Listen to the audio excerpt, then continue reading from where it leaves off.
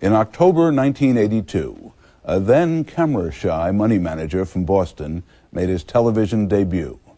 His mutual fund had the best 5-year record in investing, and soon he would become a household name, at least in the Lily Tomlin and Don Rickles households.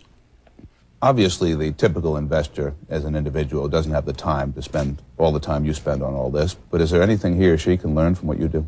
I'm amazed that the average investor is out there in some industry.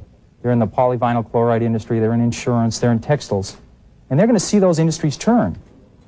And they're not going to buy those stocks. They're going to go buy some stock from somebody in the National Guard, or they're going to do something on television on biogenetics. They have a big edge in me. I work awful hard, and they're months ahead of me. They can be in the healthcare industry. They're seeing new products. They should work on that they have in front of them. As they used to tell writers, write what you know, you're telling them buy what you know. Yes. What would you tell them not to do? What do you think are the mistakes people make? This is a common mistake I do. I think people buy stocks because they've fallen from price X to 2/3 of X or half of X. On that basis alone, they're buying a stock. That's called bottom fishing in the stock market. Very, very difficult. I've had a rough go with it. Standard Oil Ohio this year fell from 90 to 60, and I told everybody, this stock is not going to go any lower. Then it went to 50. And I said, this is it, no lower. As it went through 40, I said to people, this is it. Finally, when it got down under 30 and people said, what do you think is Ohio? I said, what does Ohio do? I don't know that company. So, I absolutely backed away from it. You didn't like to buy low. One of the pleasures of hosting this program has been meeting some of the most successful investors of all time.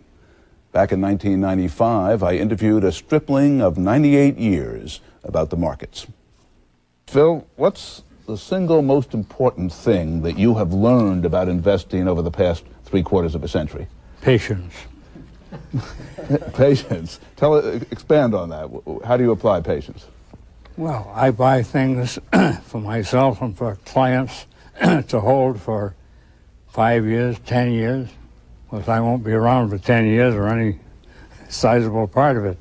But you've fooled us before. You could fool us again. One of the most remarkable things about you is that you don't rest on your laurels. You're out there every day as an active investor. What do you think of this stock market today? I think it's dangerous at present levels. A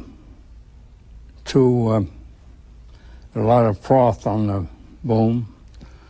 I think probably we're in for maybe something like 1987, when the market went down 500 points in one day. Perhaps we'll have a repeat of that.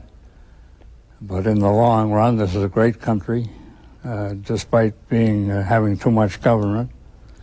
And I think in the long run, the market will recover, and people who buy the right stocks and sit on them are going to do very well. What do you do, given your experience, when you think there may be too much froth, when you think there may be a major correction, even a crash? Do you sell all your stocks? No, I really don't do anything. You